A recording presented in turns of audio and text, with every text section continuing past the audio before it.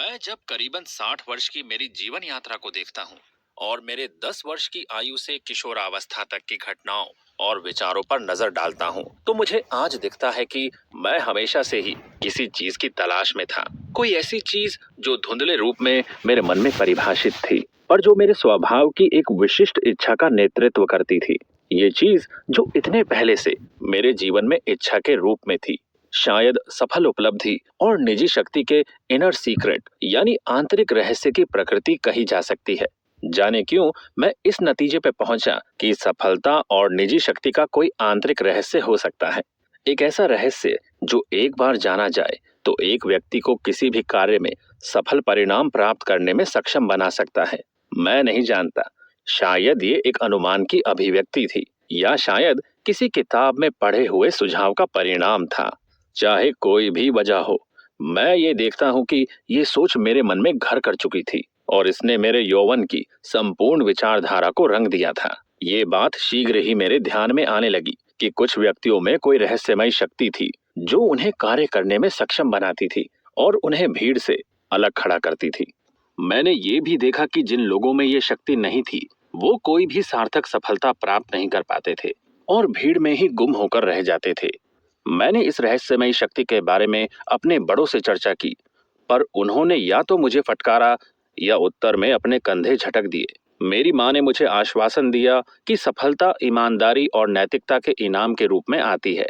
मेरे पिता ने मुझे आश्वस्त किया कि सफलता दृढ़ता और कड़ी मेहनत के परिणाम स्वरूप आती है। मेरे एक अंकल ने मुझे बताया कि कुछ व्यक्तियों में ऐसा कुछ होता है जो उन्हें सफल बनाता है, पर ये कुछ मानवीय समझ के परे है। उन्होंने कहा, या तो आप में वो कुछ होता है या तो नहीं होता है। मैं ये भी कहना चाहूंगा कि मेरे अंकल ऐसे व्यक्ति नहीं थे जिनके पास वो कुछ था। जब मैंने अपने माँ के मापदंड को लागू किया और मैं जिन सफल और असफल व्यक्तियों को जानता था उन्हें मापने लगा, तो मैंने पाया कि जबकि ईमानदारी और नैतिकता बेशक ही बहुत अच्छे गुण हैं, लेकिन वे सफलता के अचूक कारक नहीं हैं। मैंने ये देखा कि कुछ बहुत ही नैतिक और ईमानदार व्यक्ति थे जो सफल नहीं थे। अवश्य ही किसी और चीज की जरूरत होगी, मैंने सोचा। इसी तरह मैंने ये भी जाना कि जबकि दृढ़ता और कड़ी मेहनत बहुत ही महत्वपूर्ण निजी गुण हैं, पर यह जरूरी नहीं कि वो हमेशा सफलता लाए। मैं कई ऐसे दृढ़ और मेहनती लोगों को जानता था जिन्हें गरीबी और असफलता का अभिशाप मिला था। यहाँ फिर से मेरे मन में ये बात आई कि आंतरिक रहस्य कुछ और होगा। इसलिए अंततः मैं अपने अंकल के इस बात से सहमत होने लगा कि आंतरिक रहस्य व्यक्तियों के अंदर उस कुछ में पाया जाता है जो सफलता को उनके भाग्य में लाता है। पर जितनी भी कोशिश कर लूं, मैं ये विचार अपने मन से नहीं हटा पा रहा था कि ये कुछ उन व्यक्तियों द्वारा अर्जित भी किया जा सकता है जिनके अंदर ये नहीं होता, पर जो सफलता प्राप्त करना चाहते हैं। ये विचार भी कम या ज्यादा मेरे अनुमान का ही परिणाम होगा, क्योंकि ये उन सब चीजों के विपरीत था जो मेरे आसपास के लोगों द्वारा कही गई थी, जिनका ये मानना था कि आंतरिक रहस्य सफल व्यक्तियों के अंदर पहले से ही मौजूद होता है। इसलिए मैंने सफल व्यक्तियों के जीवन की प्रसिद्ध घटनाओं के बारे में पढ़ना शुरू किया ताकि मुझे कहीं से आंतरिक रहस्य के बारे में पता चल सके। मुझे अच्छी तरह से याद है कि उस दौरान मैं एक किताब से बहुत आकर्षित था जिसका शीर्षक था the life of PT Barnum. ये किताब अपने समय के जाने माने शोमैन की ऑटोबायोग्राफी जैसा था, पर इसमें वर्णित व्यक्ति वास्तव में सिर्फ एक शोमैन नहीं थे, उससे बढ़कर थे। आज उस किताब के बारे में जो मेरी स्मृति है, उसके आधार पर मैं कह सकता हूँ कि वो उसके बाद सफलता के पथ प्रदर्शन हेतु लिखी गए कई किताबों से काफी बेहतर थी। उस किताब में उस प्रतिभाशाली व्यक्ति के जीवन के कई उतार चढ़ावों के बारे में बताया गया था। उसमें यह भी बताया गया था कि उन्होंने पहले कैसे सफलता हासिल की, बाद में उसे कई बार कैसे खोया और फिर अपने आत्मविश्वास और बुद्धिमानी से की गई कड़ी मेहनत से एक नई सफलता को कैसे पाया। बार्नम ने इस किताब में the art of money getting पर अपने प्रसिद्ध लेक्चर को शामिल किया था। ये लेक्चर सांसारिक ज्ञान के बारे में अपनी तरह का एक उत्कृष्ट निबंध था, पर इससे कई ज्यादा महत्वपूर्ण, कम से कम मेरी नजरों में तो पीटी के अपने ऊपर भरोसे की अभिव्यक्ति थी। मुझे ऐसा प्रतीत हुआ कि इस व्यक्ति ने किसी ऐसी नस को छू लिया था जो उसे आंतरिक रहस्य के माध्यम से सफलता की ओर ले गई, पर वो इस बात से अनजान था, जिस वजह से उसने सारा श्रेय खुद को और खुद के गुणों को दिया। मुझे याद है कि मैं इस विचार से इतना प्रभावित था कि जब करीबन 1 साल बाद बिग शो हमारे शहर में आया तो मैं मास्टर बार्नम से उनकी होटल में मिला और उन्हें इस बारे में पूछा। उन्होंने ऐसे किसी कुछ के बारे में तो अस्वीकृति व्यक्त की, लेकिन ये जरूर कहा कि अगर हमें उसके बारे में कुछ ज्यादा पता होता तो कुछ हो जरूर सकता है। उन्होंने मुझसे कहा, मेहनत करो, पैसे बचाओ और अपनी बुद्धिमत्ता का प्रयोग करो। जब मैंने वहां से निकलते वक्त मुड़कर देखा तो मैंने उनके चेहरे पर एक अजीब सा भाव देखा और उनकी आंखों में एक उदासी देखी। ये आदमी जितना बताने के लिए तैयार है उससे ज्यादा जानता है। मैंने सैमुअल्स स्माइल्स की सेल्फ हेल्प और उस तरह की अन्य किताबें पढ़ी। इन सभी किताबों में किफायत, काम, अर्थव्यवस्था के बारे में उत्कृष्ट उपदेश दिए गए थे और सफल व्यक्तियों के जीवन से विश्वासप्रद उदाहरण प्रस्तुत किए गए थे। ये सभी सुझाव अच्छे थे। इनमें से कुछ सुझाव भविष्य में मेरे लिए काफी फायदेमंद साबित हुए, पर मेरा लुप्त आंतरिक रहस्य इनसे मुझे नहीं मिला। बाद में मैंने महान राजनेताओं, क्षत्रियों और व्यापारी राजकुमारों के जीवन की घटनाओं के बारे में पढ़ा और उपयोगी जानकारी प्राप्त की, पर उनमें भी कहीं आंतरिक रहस्य का उल्लेख नहीं था। मैंने जो कुछ भी पढ़ा उससे ये पाया कि कुछ आदत और गुण सफलता को जन्म देते हैं। आत्मविश्वास इनमें से एक बहुत ही महत्वपूर्ण गुण है, पर यह बात दृढ़ता से मेरे मन में घर कर चुकी थी कि सफल व्यक्तियों में निश्चित ही कुछ ऐसा था जो अगर किसी और व्यक्ति ने प्राप्त कर लिया तो वो भी सफल बन सकता है। इस समय तक मेरी उम्र 20 वर्ष से ऊपर हो चुकी थी और मैं एक कर्मचारी के रूप में व्यावसायिक सफलता की सीढ़ी अच्छी तरह से चढ़ रहा था। आंतरिक रहस्य की मेरी खोज अभी भी पूरी तीव्रता से जारी थी। उम्र दराज पुरुषों, खासकर मेरे वरिष्ठ अधिकारियों द्वारा सफलता के नियमों से संबंधित सलाहों के बावजूद मैं आंतरिक रहस्य के बारे में अपने विश्वास पर अड़ा रहा। हालांकि मेरे तर्क ने कई बार ऐसा करने के लिए मेरी निंदा की। मेरा विचार था कि साधारण नियम सफलता प्राप्त करने में उपयोगी सहायक अवश्य सिद्ध हुए, पर वो अंतिम परिणाम का कारण नहीं थे। और मैंने एक पल के लिए भी इस बात को नहीं माना कि ये सब भाग्य का खेल है, जैसा कि सामाजिक और व्यावसायिक जीवन के मेरे सहयोगियों का मानना था। मैं अभी भी विश्वास करता था कि कुछ विशिष्ट व्यक्तियों में वो कुछ होता है और उसका आंतरिक रहस्य जानने की मेरे अंदर तीव्र इच्छा थी। बढ़ती उम्र के साथ मैं तुलनात्मक रूप से सफल पुरुषों के संपर्क में आने लगा और मैंने बड़े ही चातुर्य से उनसे इस बारे में बात की। इनमें से कईयों ने पहले तो इस विचार को नकार दिया, पर बाद में कुछ दुर्लभ निजी क्षणों में झिझकते हुए उन्होंने मुझसे कहा कि उनमें या उनके बाहर या उनके ऊपर कुछ ऐसा जरूर था जो सफल होने में उनकी सहायता करता था, जो उनके पूर्व विचारों और मान्यताओं के बावजूद उन्हें अक्सर प्रेरित और मार्गदर्शित करता था। ये मेरे लिए एक नया विचार था, या यूं कह सकते हैं कि ये मेरे पुराने विचार का नया रूप था। मैंने निश्चय किया कि मैं इस बारे में और खोज करूंगा। जैसे जैसे मेरी उम्र और बढ़ती चली गई और कई महत्वपूर्ण व्यक्तियों के संपर्क में आने लगा, मैंने जाना कि इन सभी के गुप्त हृदय में कुछ शांत, अनिश्चितकालीन पर बहुत ही मजबूत अनुभूति थी कि उनके बाहर कुछ था जो उनके पक्ष में था और जो हमेशा उनकी तरफ से शांति से काम करता था। वो कुछ जो हमेशा सोचते रहता था, ताकत और अमोघ संसाधन का झरना था। यही मौलिक विचार के रूप में प्रतीत होता था, विचारों या अनुभव का सार। पर करीबन इन सभी व्यक्तियों की इस आवश्यक तथ्य के बारे में अपनी व्याख्या थी, जिनकी मजबूत धार्मिक मान्यताएं थी। उनका विश्वास था कि भगवान मेरे तरफ है, उन्होंने हमेशा मेरे लिए अच्छा किया है और उन्होंने हमेशा मेरी विनती सुनी है। और कुछ लोग अच्छे भाग्य या किस्मत के सितारे पर विश्वास करते हैं। कुछ लोग अस्पष्ट रूप से ऊपरी शक्ति या दूसरे किनारे के जीवों के बारे में बात करते थे जो उनकी तरफ से काम करते थे। कुछ लोगों को इस मामले में घोर अंधविश्वास था। ये अविश्वसनीय अंधविश्वास प्रतीत होते थे। जो व्यक्ति इन्हें रखते थे उनके ओहदे को देखते हुए, पर इन सभी का ये मानना था कि वास्तव में उनके ऊपर कुछ तो था जिस पर उनके खुद के अनुभव की वजह से वो भरोसा करने लगे थे। आप सुन रहे हैं the inner secret, a journey of self discovery in search of something with in, और मैं हूं आपके साथ आरजे गौरव। कुकू एफएम, सुने जो मन चाहे।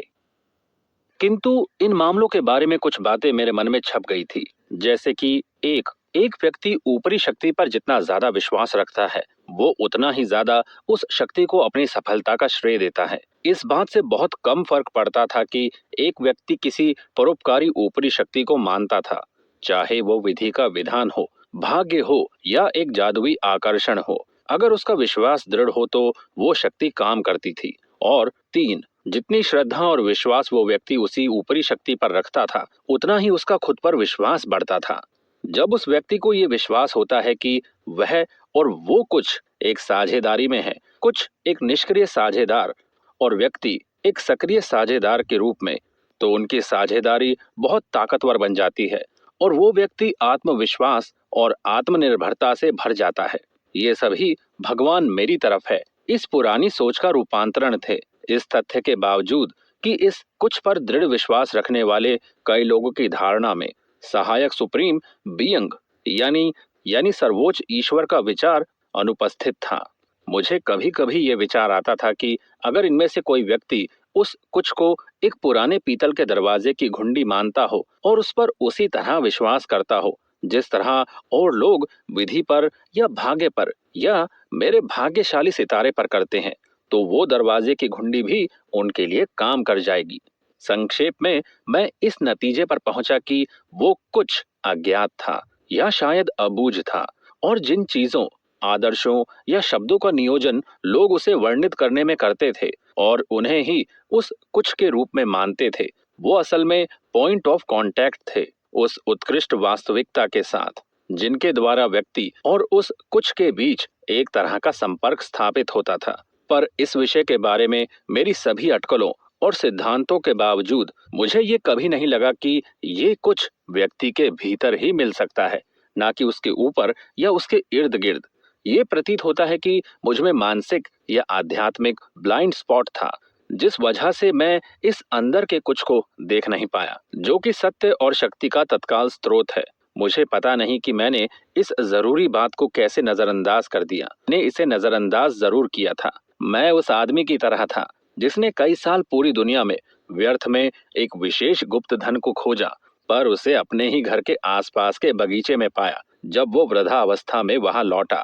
या मैं उस तबाह जहाज के लोगों के जैसा था जो अनजाने में समुद्र में बहने वाले एक महान नदी के प्रवाह में आ गए थे, पर वो प्यास की वजह से मारे गए, जबकि उन्हें सिर्फ अपने नाव के पैलस उसके बाजू में डालने थे और उन्हें मीठा पानी मिल जाता। इसलिए मैंने हर तरफ से और हर स्रोत से जानकारी प्राप्त करने की कोशिश की कि उस गुप्त कुछ के बारे में, जिसमें सफलता और निजी शक्ति का आंतरिक रहस्य था। मैंने कई नई मेटाफिजिकल कल्ट्स में भी खोजा जो उन शुरुआती दिनों में भी जोर पकड़ रहे थे, लेकिन मैंने उनमें उस सिद्धांत का कमोबेश शानदार और काल्पनिक अनुप्रयोग पाया जिसके बारे में मैंने बात की है।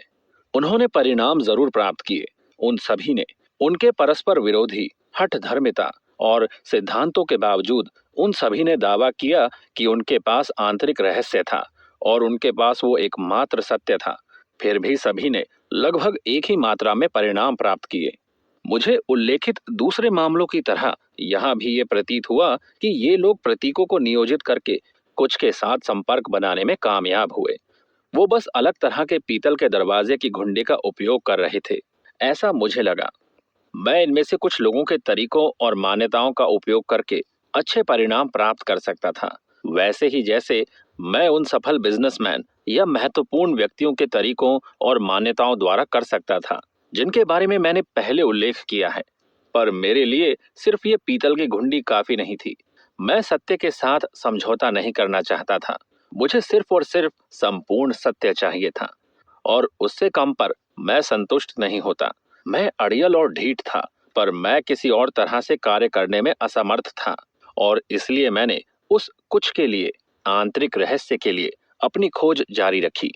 नए मेटाफिजिकल स्कूल्स और एक जस सिद्धांतों पर आधारित क्वासी रिलीजन्स या सूडो रिलीजन से मैं बहुसंख्या तथा कथित ओकल्ट और मिस्टिक कल्ट्स की तरफ आगे बढ़ा, जो उस समय में काफी संख्या में पाए जाते थे। मैंने पाया कि अधिकांश भाग के लिए प्राचीन भारत या प्राचीन ग्रीस के दर्शनों के केवल पुनरावलोकन थे, जो अक्सर अपने संस्थापकों या शिक्षकों की अज्ञानता के कारण विकृत होते थे। सतही आवरणों को हटाकर मैंने उनमें भी मौखिक या औपचारिक प्रतीकों के माध्यम से उस कुछ के साथ संपर्क करने का प्रयास पाया। ये सिर्फ पीतल की घुंडी के कुछ नए प्रकार हैं। मैंने सोचा, मैं इनमें से कुछ स्कूल्स या कल्ट्स के तरीकों को नियोजित करके लाभ प्राप्त कर सकता था, क्योंकि जैसा मेरे एक व्यापारी मित्र ने कहा था, बेशक उन्होंने कुछ प्राप्त किया है, हालांकि ऐसा हो सकता था, पर मुझे ये लगा कि उनमें से मुख्य लोगों को भी वो कुछ क्या था इस बात का पता नहीं था। इन्हें जो परिणाम मिले थे उस पर एक दर्शन या एक संगठन बनाने की कोशिशों में वो उस कुछ का सार खो देते थे। मैं इससे संतुष्ट नहीं था। मुझे उस मूल स्रोत तक पहुंचना था। मैंने प्रमुख दर्शनों का अध्ययन शुरू किया, जो नए और पुराने, ओरिएंटल और ऑक्सीडेंटल थे। यहाँ मैंने अपनी बुद्धिमत्ता का प्रयोग करने लायक बहुत कुछ पाया, और मैं ये भी जानने योग्य हो गया कि मैं नहीं जानता हूँ और क्या नहीं जानता हूँ, और दार्शनिक त्रुटि और भ्रांति को कैसे खोजा जाए। पर इसके अलावा कोई सहज बोध जागृत नहीं हुआ और कोई आंतरिक अनुभव नहीं जगा। सब कुछ बुद्धिमत्ता के सतह पर था। मैं अपने कुछ को खोजने में नाकामयाब रहा, जिसके बारे में एक प्राचीन ऋषि ने कहा था, जब उसे जान जाओगे सब कुछ जान जाओगे।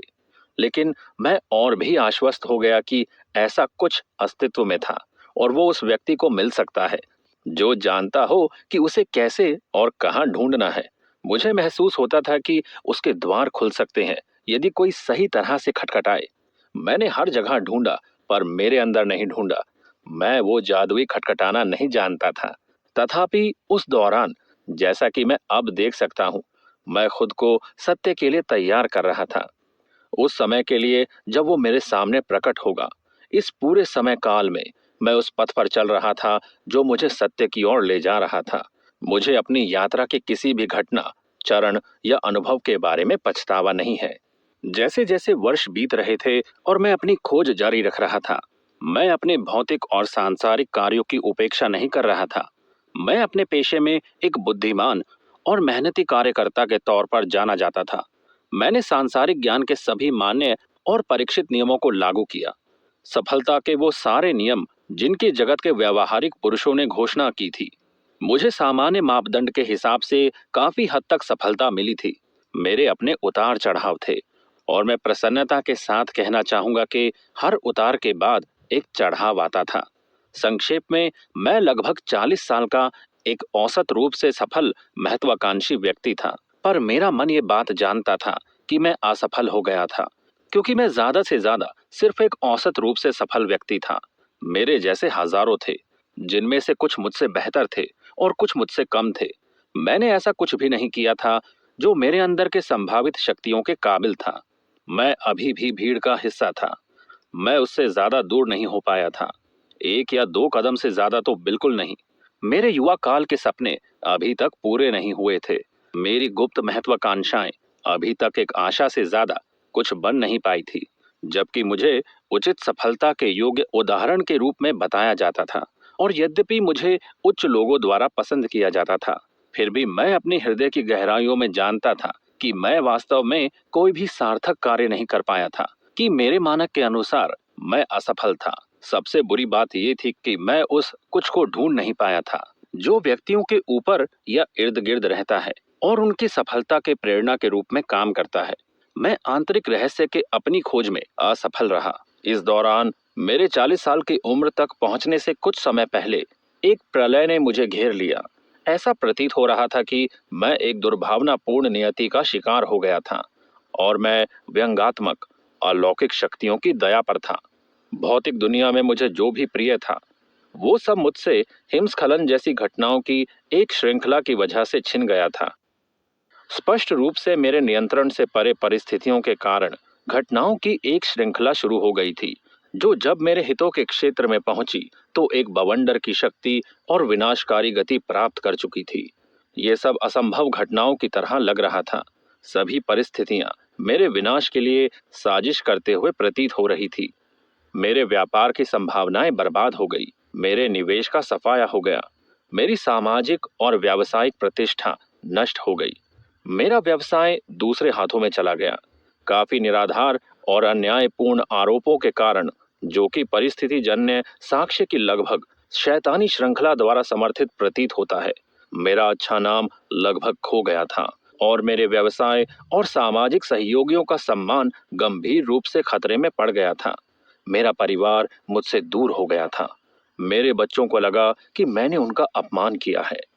मेरे जीवन साथी ने उन लोगों की बदनामी भरी जुबान पर विश्वास किया जो मेरे खिलाफ थे, और मुझे मेरे पतन से जुड़ी बदसूरत उपस्थिति और परिस्थितियों के बारे में समझाने की अनुमति देने से इनकार करते हुए एक कानूनी अलगाव पर जोर दिया, जिसे बाद में स्थायी कर दिया गया। पर मैं अपने ऊपर लगाए गए अपराधों के विषय में एक बालक के समान निर्दोष था। लेकिन समय ने मुझे जनता की नजरों में और कानून की अदालतों में पूरी तरह से सही साबित कर दिया है। देवताओं के न्याय ने मेरे दुश्मनों और अन्यायी आरोपी वालों को धूल चटा दी है। लेकिन उस समय मेरा पूरी तरह बर्बाद होना तय लग रहा था।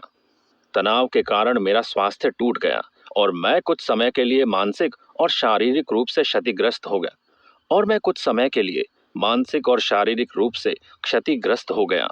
अंततः मुझे सबसे निराशाजनक परिस्थितियों में और भविष्य के लिए सबसे अनाकर्षक संभावनाओं के साथ एक दूर के शहर में एक मामूली मुआवजे पर रोजगार की तलाश करने के लिए मजबूर होना पड़ा। मेरे पूर्व मित्रों और सहयोगियों की नजर में मैं नीचे और बाहर था। उस समय और वर्तमान के बीच 30 वर्षों की अवधि को देखते हुए मैं कह सकता हूं कि मैं तब हेनले के इनविक्टिस की पंक्तियों में व्यक्त की गई स्थिति का एक जीवंत उदाहरण था। निश्चय ही मुझ पर कई आरोप थे और मैं उस रात से ढका हुआ था जो पोल से डंडे तक गड्ढे के समान काली थी। वास्तव में मैं परिस्थितियों के गिरे हुए चंगुल में था और मेरा सिर मौके की कई चोटों तले खून से लथपथ था। फिर भी सबसे अंधेरी घड़ी में मैंने अपने भीतर महसूस किया कि कोई रास्ता है और मुझे उसे खोजना चाहिए। परिस्थितियों को देखते हुए ये अजीब लग सकता है, पर मुझे और भी मजबूत विश्वास होने लगा कि वास्तव में सफलता और व्यक्तिगत शक्ति का एक आंतरिक रहस्य था और मुझे उसे खोजना चाहिए। वास्तव में ये विश्वास ही था जिसने मुझे बोझ सहन करने और अपनी आत्मा को जीवित रखने में सक्षम बनाया। इसके बिना मैं निसंदेह और गहरे कीचड़ में डूब जाता और कभी भी उससे उठ नहीं पाता। मैं अभी तक अपराजय आत्मा का स्वामी नहीं था। अभी तक मेरे भाग्य का स्वामी मेरी आत्मा का कप्तान नहीं था। निश्चित रूप से कम होश पूर्वक तो नहीं। फिर भी मेरी प्रकृति की सतह पर जमे हुए मलबे के नीचे भीतर उस कुछ की चिंगारी अभी भी चमक रही थी, और जब समझ की हवा को इसमें प्रवेश करने की अनुमति दी जाती तो ये अभिव्यक्ति की एक ज्वाला में फूटने के लिए तैयार थी। मैं अब ये जानता हूँ, लेकिन उस समय मैंने इसे केवल अंतर्ज्ञान की एक धुंधली चमक में महसूस किया था। अपनी कहानी के इस असहनीय चरण को छोड़ने से पहले मैं सकारात्मक रूप से कहना चाहता हूँ कि उस अनुभव के दर्द और यातना के बावजूद, मेरे अपमान और मेरे द्वारा मांगी गई और भुगतान की गई जबरदस्त कीमत के बावजूद, मुझे अब इसकी एक भी घटना का पछतावा नहीं है। मैं अपने अनुभवों से पाए गए चीजों के लिए इसे चुकाई गई अच्छी कीमत के रूप में देखता हूँ। हालांकि इसने मुझे मौत की छाया की घाटी से चलने के लिए प्रेरित किया, फिर भी ये मुझे उस दर्रे से सुरक्षित रूप से ले आया जो उस घाटी से पहाड़ों के दूसरी तरफ स्थित अद्भुत क्षेत्र में ले जाता है, जिसमें संदेह और भय की घाटी शामिल है। मुझे भुगतान करना पड़ा और मैंने पूरा भुगतान किया, लेकिन मुझे 1000 गुना मिला भी, और जो मैंने खोया उसकी तुलना में जो मैंने पाया वो बहुत ज्यादा है। सत्य की अपनी वर्तमान चेतना को खोने और अज्ञान की अपनी पुरानी स्थिति में लौटने की बजाय मैं इस कीमत को केवल एक बार नहीं बल्कि कई बार चुकाऊंगा। मुझे उस समय ऐसा लग रहा था कि मैंने वो सब कुछ खो दिया है जो जीवन को जीने लायक बनाता है। फिर भी उसे खोकर मैंने वो सब पाया जो वास्तविक जीवन का निर्माण करता है, जिसके प्रकाश में वो सब कुछ जो खो गया है बहुत ही कमजोर प्रतीत होता है। हर कोई जो that something with in the inner secret की खोज करता है, उसे इस कीमत का भुगतान करने के लिए नहीं कहा जाता है। कई वास्तव में इस परीक्षा से पूरी तरह बच निकलते हैं, जबकि अन्य इसे केवल एक मामूली डिग्री में अनुभव करते हैं। लेकिन मेरे जैसे कुछ लोगों के लिए, जो अपने इतने निकट स्थित सत्य को अनदेखा करते हैं और जो स्पष्ट रूप से अपने स्वयं के अच्छे से बचने के लिए दृढ़ है, ऐसा लगता है कि बलों के अंतर संबंध की आवश्यकता है जो पहले नष्ट कर देते हैं ताकि अन्य ताकतें खाली जगह पर निर्माण कर सकते हैं। अनदेखी हाथ के अंतःक्षेपण से जो अक्सर व्यक्ति को कठोरता से उठाता है और उसे उसके पुराने वातावरण और स्थिति से हटा देता है, उसके रोने और विरोध के बावजूद फिर बाद में उसे धीरे से लेकिन मजबूती से एक नए पर्यावरण और स्थिति में रखता है जो उसके दिल की इच्छा के लगभग अनुरूप हो। ऐसा प्रतीत होता है कि वो समथिंग विद इन स्वतंत्र और सक्रिय होने के लिए दृढ़ संकल्पित, कभी कभी परिस्थितियों के आवरण और सीमित क्रिसलिस को नष्ट करने के लिए मजबूर हो जाता है ताकि जीव धूप में स्नान कर सके और स्वतंत्रता की हवा में सांस ले सके। या शायद ये आध्यात्मिक जन्म का लेबर पेन है जो इतना दर्दनाक होने के बावजूद बाद के अनुभव के आनंद में आसानी से भुला दिया जाता है। कोई भी वजह हो, अंतिम कारण या स्पष्टीकरण जो भी हो, कभी कभी आई के लिए नरक में उतरना आवश्यक लगता है ताकि वो अपने अस्तित्व और अभिव्यक्ति के स्वर्ग में चढ़ सके। पिछले पन्नों में जो बताया गया है वो मेरी कहानी की प्रस्तावना मात्र है। कहानी वास्तव में उस उल्लेखनीय व्यक्ति के साथ मेरी मुलाकात के वृतांत से शुरू होती है जिसे मैंने पहले थोड़े हल्के ढंग से लेकिन फिर भी थोड़े अनुराग से रहस्यमय अजनबी के रूप में सोचा था। यह अद्भुत व्यक्ति मेरे जीवन में संयोग से आया ऐसा प्रतीत हुआ, लेकिन अब मुझे पता है कि मैंने उसे अपनी ओर आकर्षित किया था और ये कि मैं प्रकृति के उस अजीब और संभावित नियम के संचालन से उसकी ओर आकर्षित हुआ था जिसे आकर्षण का नियम कहा जाता है। औसत व्यक्ति को कितना कम एहसास होता है कि ये अद्भुत नियम लगातार उसके संबंध में प्रकट हो रहा है। वो समय समय पर देखता है कि चीजें अजीब तरीके से घटित होती है, उल्लेखनीय परिणाम लाती है, लेकिन वो आमतौर पर सोचता है कि ये संभावना का संचालन है। कभी ये महसूस नहीं करता कि ये एक निश्चित नियम का तार्किक परिणाम है। ये नियम जो अपरिवर्तनीय और अपरिहार्य क्रिया के नियम के साथ आगे बढ़ता है, अपनी प्रकृति के अनुसार परिणाम लाता है। परिणाम गणितीय और तार्किक रूप से सटीक होता है। संभावना सख्त तार्किक विचार के आलोक में अज्ञात कारणों का संचालन मानी जाती है और शायद ज्ञान से परे होती है, फिर भी वास्तव में और निश्चित रूप से मौजूद और कार्यकारी होती है। मैं एक दूर के शहर पहुंच चुका था जहां अनजान और अजनबी मैं जीवन को नए सिरे से शुरू करने का प्रयास कर रहा था। मैं व्यापार की दुनिया में पैर जमाने की उम्मीद कर रहा था जिसके माध्यम से मैं कड़ी मेहनत और बुद्धिमान प्रयास से अंत में फिर से सफलता की सीढ़ी पर चढ़ सकता था। पर मेरी आर्थिक, सामाजिक और मानसिक परेशानियों के कारण मेरे खराब स्वास्थ्य की स्थिति ने मुझे बुरी तरह से लाचार कर दिया था। मेरे द्वारा परामर्श किए गए चिकित्सकों ने भी मुझे प्रोत्साहन नहीं दिया। उन्होंने मुझे अधिक काम करने के खिलाफ चेतावनी दी और शायद वो ये सोचते थे कि मैं फिर से फुर्ती और कुशलता से काम करने के काबिल नहीं बन पाऊंगा। मैं एक अधीनस्थ पद भर रहा था, अपने काम के लिए एक मामूली वेतन प्राप्त कर रहा था और मेरी उन्नति के अवसर बहुत कम थे।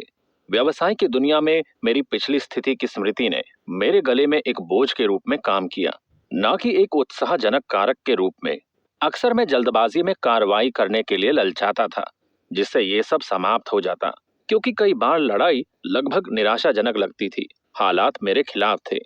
उस समय को याद करते हुए मुझे अब कभी कभी आश्चर्य होता है कि मैंने ये प्रयास कैसे और क्यों किया। अब मुझे ऐसा प्रतीत होता है कि भीतर के उस कुछ की छोटी सी चिंगारी तब भी तेज चमक रही होगी, हालांकि बाहरी मलबे से छिपी हुई थी, और उसकी किरणें बोझिल संचय के पार जाकर मुझे विश्वास और आशा की कम से कम एक चमक के साथ प्रेरित करती थी। मुझे तब भी सत्य का अचेतन या अवचेतन अंतर्ज्ञान रहा होगा। जब एक बार ये स्वयं अपनी शक्तियों और अपनी नियति के बारे में अति चेतन जागरूकता में प्रज्वलित हो जाती है, तो आत्मा की इस छोटी सी चिंगारी को मलबे से दबाना या निराशा के पानी से बुझाना कठिन होता है। मैं एक साधारण बोर्डिंग हाउस में एक छोटे से कोर्ट रूम में रह रहा था जिसने पारिवारिक होटल की उपाधि धारण करके अपनी गरिमा बनाए रखी थी। यहाँ कई बड़े एक वक्त के फैशनेबल आवासीय घर शामिल थे जिन्हें कई घरों के बीच दरवाजों को बनाकर एक कर दिया गया था। पड़ोस हालांकि अभी भी सम्मानजनक था, पर उनकी स्थिति उतनी खास नहीं थी। वहां रहने वाले फैशनेबल लोग बहुत पहले ही दूर जाकर बस गए थे।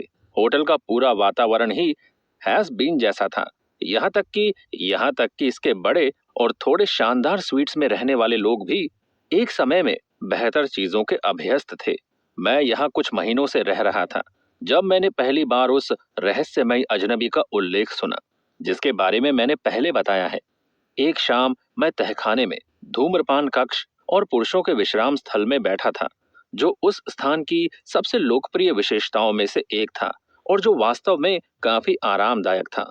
मैंने यहाँ के एक पुराने मेहमान को दूसरे से कहते सुना, मैंने सुना है कि कर्नल फोर्ब्स वॉशिंगटन से वापस आ रहे हैं। दूसरे ने उत्तर दिया, क्या ऐसा है? मेरी धारणा में कर्नल अजीब है। अगर मेरा अनुमान सही है तो उस आदमी का एक दिलचस्प अतीत है। पहला मेहमान फिर से शामिल हुआ। हाँ, मुझे लगता है कि तुम सही हो। वो अजीब है, लेकिन वो मूर्ख नहीं है। वास्तव में वो मैंने अब तक देखे हुए सबसे उत्सुक पर्यवेक्षकों और सबसे व्यावहारिक विचारकों में से एक है। फिर भी कभी कभी वो एक बेकार सपने देखने वाला लगता है।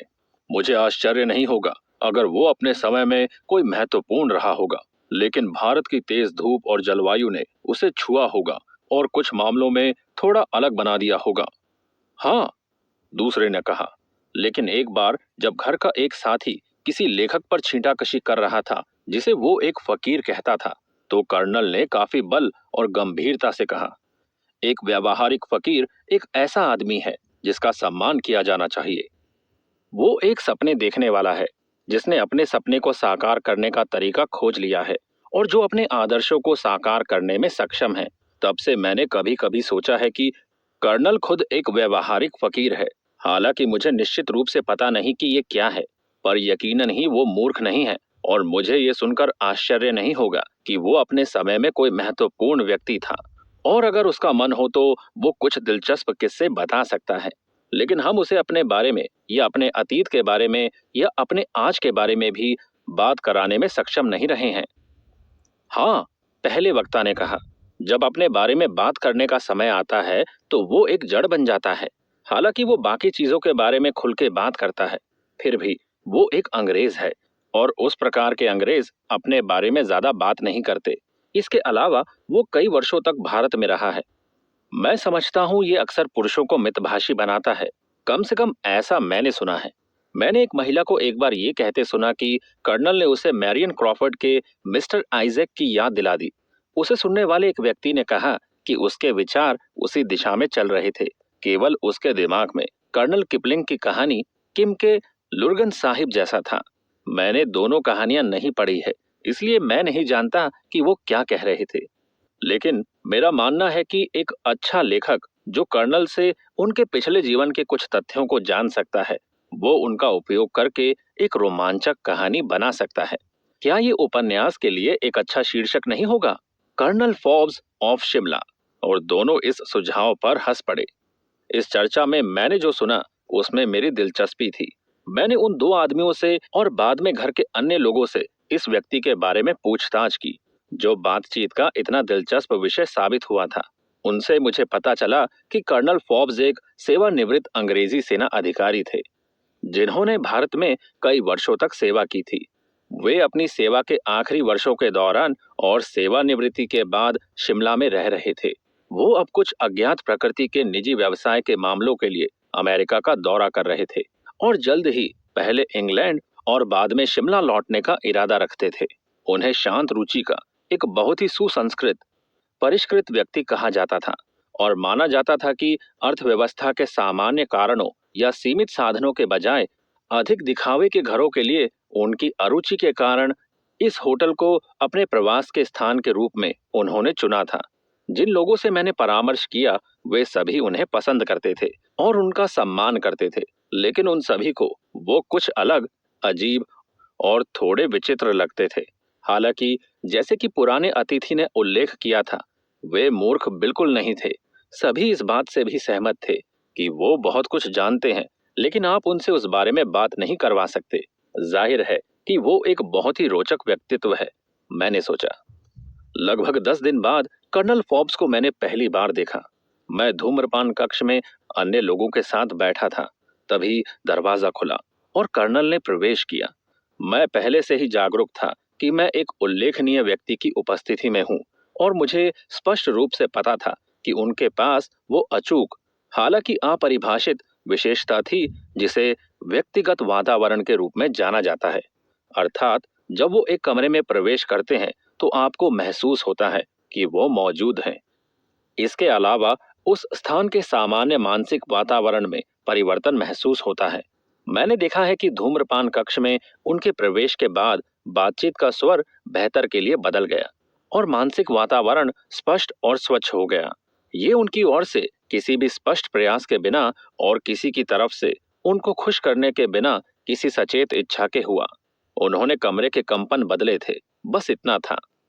इससे ये ना समझे कि कर्नल एक प्रिग या एक प्यूरिटन थे। उन पर इन शब्दों को लागू करने के बारे में कोई सोच भी नहीं सकता था। वो एक परिष्कृत, सुसंस्कृत, संपूर्ण दुनिया के आदमी थे। जाहिर रूप से जीवन में कुछ भी उनके लिए अछूता नहीं था और सूरज की तरह उन्होंने स्पष्ट रूप से अच्छे और बुरे को समान तरीके से देखा था। लेकिन उनके मन में एक अनिवार्य और मौलिक स्वच्छता थी। आप इसे महसूस कर सकते हैं। वो स्वतंत्र रूप से उन मामलों पर चर्चा करते थे, लेकिन वे इस दृढ़ विश्वास का सबसे सुसंगत संभव उदाहरण थे कि सत्य पथ के बीच में स्थित होता है। शाम के दौरान सबसे दिलचस्प और शिक्षाप्रद शामों में से एक जो मैंने उस समय तक बिताई थी, किसी ने मुझे कर्नल से मिलवाया। उन्होंने विनम्रता से एक गंभीर मुस्कान के साथ मेरे परिचय को स्वीकार किया। साथ ही साथ मुझे एक गहरी खोजपूर्ण नजर से भी देखा। मुझे लगा कि वो नजर मेरी आत्मा की गहराई में प्रवेश कर रही है और फिर भी मैं विचलित नहीं हुआ। जैसा कि उनका ध्यान और विचार एक नजर में मुझ पर केंद्रित लगा रहा था। मुझे यकीन था कि मैंने उनकी आंखों में अपने भीतर किसी चीज की पहचान के बारे में कुछ आश्चर्यजनक भाव देखा था। हालांकि मुझे नहीं पता था कि वो क्या हो सकता है। ये धारणा उनके साथ बनी हुई थी, क्योंकि जब वो कुछ ही समय बाद कमरे से बाहर निकले तो उन्होंने मेरे कंधे पर हाथ रखा और विशेष जोर और अर्थ के साथ कहा, मैं जब तक यहाँ हूँ आपको और अधिक देखना चाहूंगा मिस्टर एक्स। फिर मुझसे आधा मोड़ दूर होने के बाद उन्होंने कहा, बेहतर है मुझे जल्द ही मिल लें। उनके पीछे दरवाजा बंद होने के बाद घर के एक बुजुर्ग मेहमान ने मुझसे कहा, तुमने बूढ़े लड़के पर अपनी छाप छोड़ी है। मैंने उसे पहले कभी किसी से ऐसा कुछ कहते हुए नहीं देखा। पुराने मेहमानों में से एक ने तुरंत कहा, हाँ ये सही है, उस पर तुम बहुत प्यार जताओ। वो मुझे पैसे वाला लगता है और तुम्हें अपना उत्तराधिकारी बना सकता है। इस पर सब लोग हंस पड़े, लेकिन मुझे लगा कि इसमें शब्दों से ज्यादा कुछ और हो सकता है। मुझे एक अजीब विश्वास था कि इस रहस्यमय अजनबी के पास मेरे लिए कुछ है, लेकिन ये पैसे से अधिक मूल्यवान चीज है। हालांकि उन दिनों पैसा भी मेरे मन के अहम विचारों में से एक था, क्योंकि मेरे पास बहुत कम पैसे थे और उसकी मुझे बहुत ज्यादा जरूरत थी। उस रात मैंने एक अजीब सपना देखा। सपनों के तरीके से मुझे ऐसा अनुभव कभी नहीं हुआ था। हालांकि सच कहूं तो मैं ज्यादा सपने देखने वाला नहीं था और उनमें बहुत कम दिलचस्पी रखता था और निश्चित रूप से उन्हें महत्व नहीं देता था। मैं इस अंतिम तथ्य का उल्लेख कर रहा हूं क्योंकि मैं नहीं चाहता कि आप इस निष्कर्ष पर पहुंचे कि मैं उन अप्रिय व्यक्तियों में से एक था या हूं जो हमेशा अपने सपनों में चीजें देखते हैं, अपने सपनों की व्याख्या करने की कोशिश करते हैं और सबसे बुरी बात यह है कि उनके दोस्तों को अपने सपनों के बारे में बता के बोर करते हैं। अपने जवानी के दिनों में मैंने कभी भी ड्रीम बुक नहीं खरीदी थी और जिन्होंने ऐसा किया उनके लिए मेरे मन में कभी भी ज्यादा सम्मान नहीं था। मैं कभी उस व्यक्ति की बात भी धैर्य से नहीं सुन पाया हूँ जो ये बताना चाहता है कि उसने कल रात कितना अजीब सपना देखा था या उसका एक सपना कैसे सच हुआ या उस तरह का कुछ और। मैं अब भी फ्रॉइड के अनुयायियों द्वारा सपनों पर अधिक जोर देने पर अधीरता महसूस करता हूँ। इसके बावजूद मैं अब आपसे उस सपने के बारे में सुनने के लिए कहने जा रहा हूँ जो मैंने उस रात रहस्यमय अजनबी शिमला के कर्नल फॉब्स से मिलने के बाद देखा था। उस रात अपने बहुत ही ज्वलंत सपने में मैं कर्नल के साथ हाथ में हाथ डाले चल रहा था, एक उदास और बंजर मैदान को पार कर रहा था जो एक विलुप्त ज्वालामुखी का प्राचीन लावा जमाव प्रतीत हो रहा था। ये उजाड़ का एक क्षेत्र था। मेरी निगाहों में जीवन के कोई संकेत नहीं थे। ना तो कर्नल ने और ना ही मैंने एक शब्द बोला, लेकिन मुझे ऐसा लग रहा था कि वो मुझे मेरे भले के लिए कहीं ले जा रहे हैं और मैंने उन पर भरोसा किया और मुझे खुशी हुई कि वो मेरा मार्गदर्शन करेंगे और मुझे यात्रा पर ले जाएंगे। उनके हाथ का स्पर्श मुझे मददगार लगा, जिसने मुझे आत्मविश्वास और साहस से भर दिया। अंत में हम एक ऊंचे पहाड़ की तलहटी में एक स्थान पर पहुंचे। तब कर्नल ने अपना हाथ मेरे हाथ से छुड़ाते हुए कहा, अपनी परीक्षा में जाओ, निडर हो, क्योंकि डरने की कोई बात नहीं है। तब मुझे लगा कि कोई अदृश्य मेजबान मुझे पहाड़ की चोटी पर ले जा रहा है। हवा एक अजीब शक्ति के साथ कंपन कर रही थी और मेरे चारों ओर एक गुलाबी चमक थी, जैसे कि दुनिया में आग लग गई हो। फिर वो अदृश्य यजमान मुझे पहाड़ की चोटी पर ले गया और फिर अनंत गहराई के रसातल के कगार पर कहा, अतः रसातल में उतरो। पर मेरे अंदर से सारा डर चला गया और मैं अपने दिल में खुशी और अपने होठों पर हंसी के साथ रसातल में कूद गया। मुझे ऐसा लग रहा था कि ये सब एक नाटक का हिस्सा था, किसी अज्ञात गुप्त आदेश की दीक्षा का एक प्रकार का खेल। डर एक हास्यास्पद भ्रम लग रहा था जिसे मैं सदियों से अपने पीछे छोड़ गया था। जब मैं एक अनंत काल के लिए रसातल में गिर रहा था, बिना किसी डर के, पूरा दृश्य एक चुटकी में गायब हो गया। एक नया दृश्य प्रस्तुत हुआ। इस बार मुझे आग की भट्टी में डुबकी लगाने का आदेश मिला। असहनीय गर्मी के साथ आग का एक विशाल द्रव्यमान। फिर से मैंने पूरी चीज का भ्रम महसूस किया, इसकी बनावटी प्रकृति का, और मैं अपने मन में आनंद और होठों पर हंसी के साथ धधकती हुई आग के ढेर में कूद गया। जब लग रहा था कि एक और अनंत काल का समय उग्र भट्टी में बीत गया, मेरे लिए दृश्य फिर से बदल गया। मुझे अनंत महासागर के परीक्षण के अधीन किया गया था, जिसमें मुझे डुबकी लगाने का आदेश दिया गया था। अजय तलवार की परीक्षा ली गई थी, जो मुझे टुकड़ों में काटने के लिए नियत लग रही थी। लेकिन इन सभी परीक्षणों से मैं विजयी, निडर और सुरक्षित निकला। वास्तव में शुरू से अंत तक सब कुछ मुझे एक बहुत बड़ा मजाक जैसा लग रहा था, क्योंकि मैं इन सब खतरों के असत्यता के बारे में आश्वस्त था। ऐसा नहीं था कि मुझे लगा कि मैं इन स्पष्ट रूप से खतरनाक चीजों से श्रेष्ठ हूँ, बल्कि ये था कि वे मुझे असत्य लग रहे थे, मात्र भ्रम और एक स्वप्न राज्य जैसे। अंत में मैंने एक अलौकिक आवाज को ये शब्द बोलते हुए सुना, आपने भ्रम की खोज कर ली है। अब से आप इसके डर के बोझ से मुक्त हैं। आपको पता है कि आपका वास्तविक स्व नुकसान चोट या विनाश से परे है। उसे आग नहीं जला सकती, पानी उसे नहीं डुबा सकता, अंतरिक्ष की उस पर कोई शक्ति नहीं है। न भाला उसे छेद सकता है, न तलवार उसे काट सकती है। ये भविष्यवाणी है कि जब आप मैं को जान जाते हैं, तो दुनिया का भय भ्रम के रूप में प्रतीत होता है। आपकी सबसे बड़ी अच्छाई आपके वास्तविक स्व की खोज है। अपने सभी प्रयास उस तरफ जारी रखें। यही एक चीज है जिसके बारे में जानने पर सब कुछ जाना जा सकता है, जो जब मिल जाए तो बाकी सब आपके पहुंच के भीतर है। फिर मैंने खुद को कर्नल फोर्ब्स के साथ जमीन पर वापस पाया, लेकिन इस बार मेरा मार्गदर्शन और निर्देशन करने के लिए उन्होंने मेरा हाथ नहीं पकड़ा। मुझे लगा कि मैं अकेला खड़ा रह सकता हूँ और घर का रास्ता खुद ढूंढ सकता हूँ। लेकिन वो मेरी ओर मुड़े और कोमल लेकिन दृढ़ स्वर में कहा, अब तक ठीक है, आपके साथ ऐसे ही रहें। फिर सपना खत्म हो गया। मैं जाग गया और मैंने अपने होटल कोर्ट रूम में बिस्तर में खुद को सुरक्षित पाया। तब मुझे एक विचित्र तथ्य का ज्ञान हुआ। सोने और सपने में जाने से ठीक पहले मैंने घड़ी की आवाज से 2 का पहला स्ट्रोक सुना था। मुझे पता था कि 2 बजे थे, क्योंकि मैं 1 घंटे पहले जागा था। तब 1 बजे थे। अब जैसे ही मैं अपने सपने से जागा, मैंने 2 का दूसरा स्ट्रोक स्पष्ट रूप से सुना। पूरा सपना 2 के पहले और दूसरे स्ट्रोक के बीच के समय में संकुचित हो गया था। मुझे याद है कि मैंने अपने आप से कहा था, ऐसा लगता है कि उस सपने में समय और जगह मेरे लिए नष्ट हो गए थे। उसमें बस इतना ही था, सपना पूरा हुआ। मैं ये दावा नहीं कर रहा हूं कि ये एक सपने से कुछ ज्यादा था, लेकिन ये निश्चित रूप से एक असामान्य सपना था। मैंने सोचा और अभी भी सोचता हूँ, इसका कारण, स्वरूप या अर्थ चाहे जो भी रहा हो, इसने निश्चित रूप से मेरे लिए अच्छा काम किया है। अगली सुबह मैंने पाया कि मुझमें एक निश्चित परिवर्तन आ गया था। मैं ये नहीं कह सकता कि मैंने पहले की तुलना में अधिक मजबूत या अधिक वास्तविक महसूस किया, पर मैं ये कह सकता हूँ कि मैंने महसूस किया कि जीवन की कठिनाइयाँ, खतरे, परीक्षण और परेशानियां पहले की तुलना में कम वास्तविक लग रहे थे। मुझे अधिक से अधिक ये महसूस होने लगा कि मेरे रास्ते में छिपे हुए ड्रैगन केवल लाठ और प्लास्टर की रचनाएं थी। मैंने पहली बार अपने दुर्भाग्य की श्रृंखला को लाठ और प्लास्टर के ड्रैगन की तरह देखने में स्वयं को सक्षम पाया। फिर मैंने उनके बारे में सोचना ही बंद कर दिया।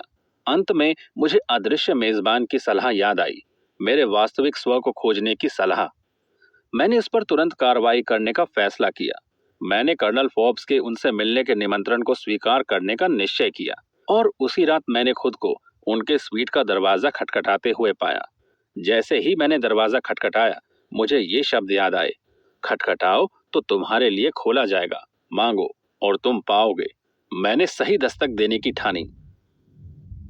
जो आमतौर पर रिबोल्ड मजाक का विषय होते हैं, लेकिन जो उन्हें लगता है कि वैज्ञानिक रुचि के तथ्य हैं, उनका दिमाग एक सर्जन या गणितज्ञ के रूप में अपने चुने हुए काम में लगा हुआ था, जहां उन्होंने जीवन के सभी चरणों का गहन ज्ञान प्रदर्शित किया। वास्तव में कई अजीब चरण, फिर भी हमेशा से जिज्ञासु अलगाव का निहितार्थ था। उनके बारे में एक अजीब अव्यक्तिक दृष्टिकोण। खैर, अपनी कहानी पर वापस जाते हुए, जब कर्नल फॉब्स ने होटल के धूम्रपान कक्ष में प्रवेश किया, तो मैंने दिलचस्पी से ध्यान दिया। हालांकि मुझे लगता है कि उन्होंने औसत बुद्धि के लगभग किसी भी इंसान में दिलचस्पी जगाई होगी। रुचि और ध्यान उनसे उतनी ही आसानी से जुड़ जाते हैं जितना कि स्टील के टुकड़े खुद को चुंबक से जोड़ लेते हैं।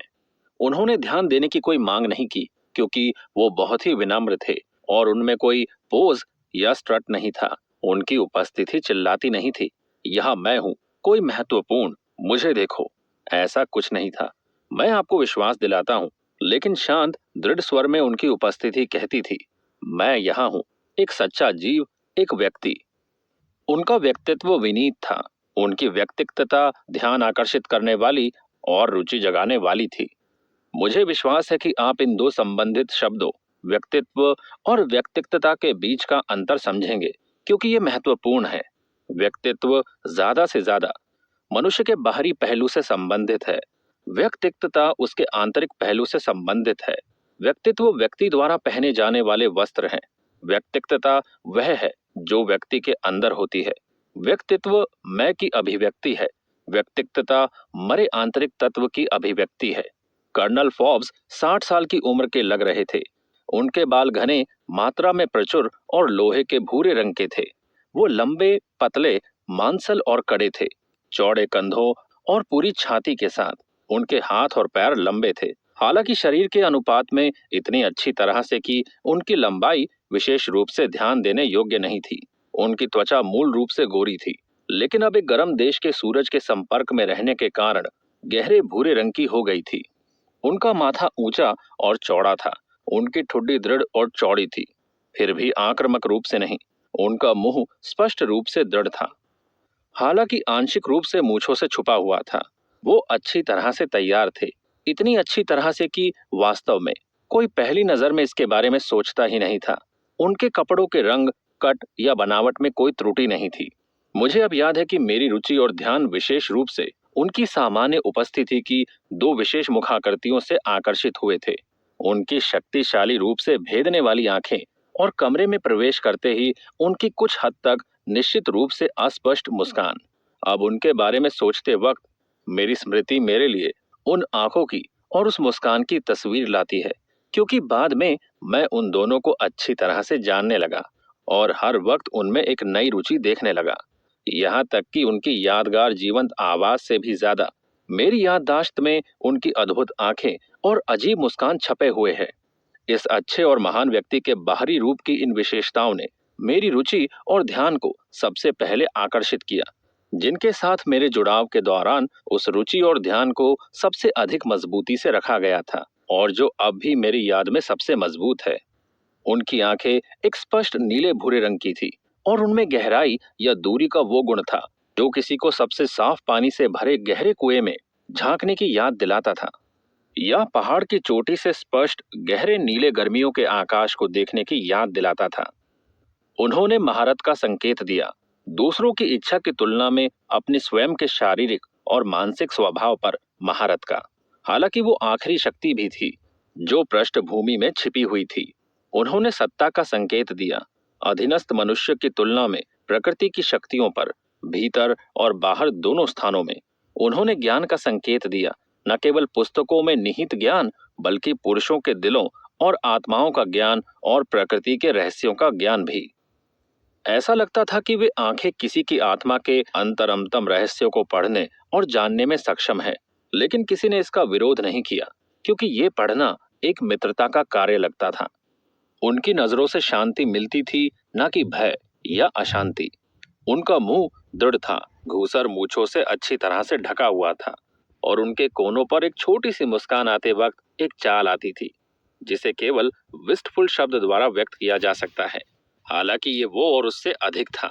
कभी कभी इस विस्टफुलनेस के साथ एक निराशा होती थी, जैसे कि दर्द और पीड़ा की स्मृति उससे जुड़ी हुई हो। अन्य समय में इसने आत्मा के भीतर एक विचित्र सन की आत्मा की उपस्थिति को दिखाया, जिसकी वो अभिव्यक्ति थी। इसने एक दयालुता दिखाई, एक निश्चित कठोरता के साथ मिश्रित, और ये स्पष्ट रूप से हास्य की एक सूक्ष्म, उत्सुक और सक्रिय भावना को दर्शाता है। ये मनुष्य पर हंसने के बजाय मानव जाति के साथ हंसता प्रतीत होता था। ये उनकी कमजोरियों पर हंसा, लेकिन इन बाहरी भावों के असली आदमी पर नहीं। उसमें मोनालिसा की मुस्कान का कुछ अनिर्वचनीय गुण था, पर इसके अलावा दयालुता, समझ और धैर्य भी थे। इस समय पर आपको ये जानना दिलचस्प लगेगा, हालांकि मैंने लंबे समय बाद जाना कि कर्नल फॉब्स, ये नाम उन्होंने उस ध्यान से बचने के उद्देश्य से अपनाया जो उनके असली नाम का उपयोग करने से उनकी ओर आकर्षित होता। उनकी राष्ट्रीयता के देश के सार्वजनिक मामलों में एक महत्वपूर्ण व्यक्ति थे, विशेष रूप से भारत और अन्य प्राच्य भूमि से संबंधित। वो एक प्रतिष्ठित अंग्रेज के बेटे थे। उनकी माँ एक शानदार अमेरिकी महिला थी जो उच्च श्रेणी और पद के एक अंग्रेज से शादी करने वाली अपनी तरह की पहली महिला थी। पृष्ठभूमि में रहकर उन्होंने अपनी जन्मभूमि के मामलों और नियति में महत्वपूर्ण भूमिका निभाई थी। वास्तव में उनके साथ मेरी पहली मुलाकात के समय वो हमारे देश में एक नाजुक राजनयिक मिशन पर लगे हुए थे और हमारी सरकार के महत्वपूर्ण मामलों और उच्च व्यक्तियों के साथ लगातार संपर्क में थे। उस महत्वहीन होटल में जहां मैं उनसे मिला था, उन्हें जानबूझकर ठहराया गया था क्योंकि इस तरह वो उन लोगों से दूर रहने में सक्षम थे जिनसे वो बचना चाहते थे, या कम से कम उन लोगों से दूर रह पाते थे जिनसे वो मिलने की परवाह नहीं करते थे, और उन लोगों के नजदीक रह पाते थे जिनसे उनकी बातचीत का संबंध था। अपने राजनयिक कार्यों के अलावा वो विज्ञान, दर्शन और तत्व मीमांसा की तर्ज पर महत्वपूर्ण पुस्तकों के लेखक थे और इस वजह से काफी प्रसिद्ध थे। एक और बात जो ज्यादा प्रसिद्ध नहीं थी वो ये थी कि वो ऐसे कई गूढ़ केंद्रों और समाजों के एक प्रमुख सदस्य भी थे जिन्हें आमतौर पर गुप्त या रहस्यवादी चरित्र का माना जाता था।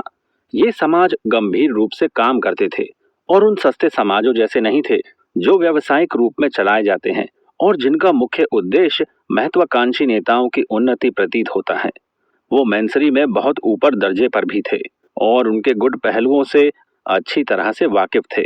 लगभग 10 साल बाद सूचना मिली कि वे ऊपरी भारत में एक अतः रसातल में आकस्मिक रूप से गिरने के कारण मारे गए और इतिहास अब उन्हें मृतकों में दर्ज करती है। हालांकि कुछ चुने हुए लोग जानते हैं कि वो हिमालय के एक सुदूर क्षेत्र में वृद्ध लेकिन शारीरिक और मानसिक रूप से स्वस्थ अवस्था में एकांत में रह रहे हैं। हो सकता है कि इस विचलित दुनिया को सुधारने में एक महत्वपूर्ण भूमिका निभाने के लिए उन्हें फिर से नियत किया गया है। जो भी हो, कई व्यक्तियों पर उनका प्रभाव अदृश्य होने के बाद भी रहा है और आगे भी रहेगा। जैसे ही कर्नल ने कमरे में प्रवेश किया, जैसा कि मैंने बताया है, उस जगह के आसपास बैठे लोगों की ओर से सामान्य रुचि की भावना प्रकट हुई, जिनमें से अधिकांश लोगों ने होटल में उनके पिछले प्रवास के दौरान उनसे परिचय बनाया था। कमरे के एक छोर पर एक बड़ी मेज के पास खड़े लोगों ने उनके लिए जगह बनाई।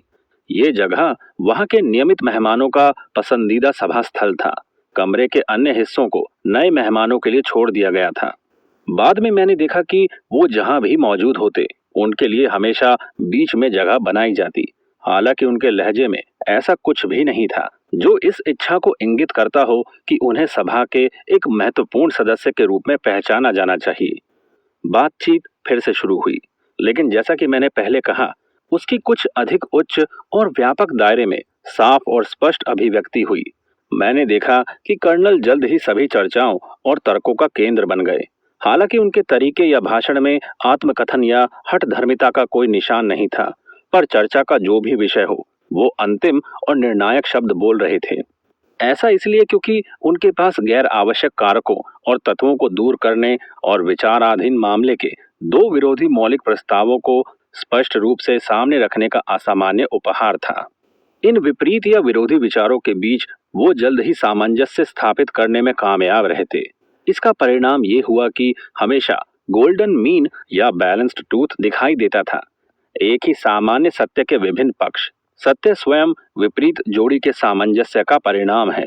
इसका मतलब ये नहीं है कि वे एक कमजोर समझौता करने वाले थे। इसके विपरीत सकारात्मक सिद्धांत के मामले में वो काफी दृढ़ निश्चयी थे और जो उन्हें सत्य प्रतीत होता था उसका 1 इंच भी समर्पण करने को तैयार नहीं थे। अंदर आइए, कर्नल फॉब्स ने अपनी दृढ़ और अच्छी तरह से संशोधित आवाज में कहा। मैंने कमरे में प्रवेश किया और मेरे मेजबान द्वारा आगे की गई आरामदायक कुर्सी ली। कमरा कुछ अजीब तरह से महसूस हो रहा था, जैसे कि ये उनके अपने व्यक्तित्व का विस्तार था। ये उनके असामान्य मानसिक वातावरण से संतृप्त था। इस तथ्य की किसी और प्रमाण की आवश्यकता नहीं होगी कि मजबूत व्यक्तियों की भावना कुछ सूक्ष्म रूप से उन स्थानों से परिलक्षित होती है जहां वे अपना अधिकांश समय व्यतीत करते हैं। स्थानों का अपना विशिष्ट वातावरण होता है जो उनमें रहने वालों के मानसिक स्पंदनों का परिणाम होता है। आधुनिक विज्ञान इस प्राचीन सत्य को फिर से खोज रहा है। कर्नल के कमरे में प्रवेश करने के बाद कुछ ही पलों में मैं पूरी तरह से सहज महसूस कर रहा था। हालांकि मैं उनसे पहली बार केवल पिछली शाम को मिला था और तब भी उनके साथ थोड़े समय के लिए ही रहा था। फिर भी मुझे लगा कि मैं एक ऐसे व्यक्ति की उपस्थिति में हूँ जो मुझे खुद से भी बेहतर जानते हैं। एक ऐसे इंसान जिन पर मैं बिना किसी डर के अत्यधिक विश्वास कर सकता हूँ। हालांकि कर्नल फॉब्स के बारे में रीस्ट जैसा कुछ भी नहीं था, लेकिन ये जरूर महसूस होता था कि वो एक आदर्श फादर कन्फेसर बन सकते हैं। हालांकि मैं ऐसा बिल्कुल सोच के नहीं आया था। फिर भी कुछ ही क्षणों में मैंने खुद को बिना किसी शर्मिंदगी के रात के अपने अजीब सपने की कहानी कर्नल को सुनाते हुए पाया और उनसे पूछा कि क्या उनकी राय में ये सिर्फ स्वप्न भूमि की कोई विपुल कल्पना है या इससे कुछ अधिक है। आमतौर पर इस तरह के विषय के बारे में इस तरह का एक सवाल मैं किसी ऐसे व्यक्ति को भी नहीं पूछता जिसे मैं वर्षों से जानता हूँ, लेकिन मैं यहाँ ऐसे कर रहा था। कर्नल ने धीरज के साथ मुझे सुना और फिर सबसे सामान्य विषय के बारे में जैसे बात करते हैं वैसे बोलते हुए कहा, नहीं, मुझे नहीं लगता कि आपके सपने में आपके अवचेतन मन में स्थित कुछ सच्चाइयों और तथ्यों के प्रतीकात्मक प्रतिनिधित्व के अलावा कुछ और था। ऐसा कई बार होता है कि जो सत्य और तथ्य अवचेतन मन के ज्ञान में होते हैं, सपनों में, यहाँ तक कि दिवा स्वप्नों में भी प्रतीकात्मक रूप में प्रकट होते हैं, एक नियम के रूप में। हालांकि ऐसे अनुभवों की घटना इंगित करती है कि ये ज्ञान सामान्य चेतना के क्षेत्र में जा रहे हैं और जल्द ही उस क्षेत्र में प्रकट हो सकते हैं। कर्नल ने आगे कहा, मुझे कहना चाहिए कि आप प्रकृति की सूक्ष्म शक्ति के उन्नत छात्रों को ज्ञात एक निश्चित अनुभव से गुजरने वाले हैं जिसमें आपके भीतर का एक अद्भुत सत्य आपके सामने प्रकट होगा। मैं इच्छुक हूं ये सोचने के लिए कि ये पूर्ण अनुभव आपके पास आने में ज्यादा देर नहीं होगी।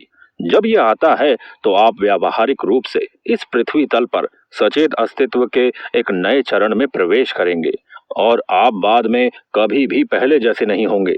ये एक नया जन्म होगा, एक नई और उच्च चेतना में जन्म। कुछ मामलों में एक नई चेतना की ये सुबह आपकी पिछली रात के सपने के समान असामान्य अनुभवों से शुरू होती है और अक्सर इसके बाद एक और समान प्रकृति के अनुभव से जुड़ी होती है। लेकिन ऐसा हमेशा नहीं होता है और कोई व्यक्ति नई चेतना में उतनी ही आसानी से पहुंच जाते हैं जैसे एक छोटा बच्चा अपने प्रारंभिक वर्षों के एक काल में तीसरे व्यक्ति चरण से पहले व्यक्ति चरण में आसानी से पहुंचता है। उस चरण से जिसमें वो खुद को जॉनी या मैरी के रूप में सोचता है, उस चरण तक जिसमें वो खुद को मैं के रूप में सोचता है। जहां तक आपने सपने में मेरे द्वारा निभाई गई भूमिका का संबंध है, मैं कहूंगा कि इसमें मेरी कोई वास्तविक व्यक्तिगत भागीदारी नहीं थी। हालांकि ये किसी शौक या तांत्रिक के लिए अन्यथा प्रतीत हो सकता है। आपके स्वप्न का अनुभव पूरी तरह से अलग था और विशुद्ध रूप से प्रतीकात्मक था। मैं कहना चाहूंगा कि आपके स्वप्न के अनुभव में मेरा प्रकट होना उस अतिचेतन विचार की एक प्रतीकात्मक अभिव्यक्ति थी कि मैं आपकी चेतना में आपके आने वाले नए जन्म के उद्देश्य की ओर निर्देशित करने में आपकी सहायता कर सकता हूँ। यदि ऐसा है तो मुझे बहुत खुशी है और इस मामले में आपकी सेवा करने में मुझे बहुत आनंद होगा।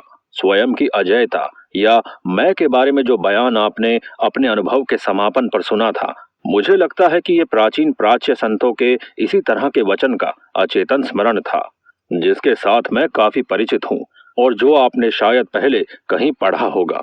आपकी अतिचेतन मानसिकता ने स्पष्ट रूप से आपके मामले में इसकी उपयुक्तता को पहचाना और आपकी स्मृति ने इसे आपके लिए अलौकिक अधिकार से एक प्रतीकात्मक संदेश के रूप में पुनः पेश किया। तो आप देखते हैं, कर्नल ने जारी रखा, आपके सपने के अनुभव की पूरी तरह से प्राकृतिक व्याख्या है। इसकी सभी घटनाओं में मनुष्य वहां अलौकिक स्पष्टीकरण की तलाश करने के लिए बहुत उपयुक्त है, जहां पूरी तरह से प्राकृतिक स्पष्टीकरण पर्याप्त है और अस्तित्व में भी है। ये एक गलती है। प्रकृति अद्भुत चीजों से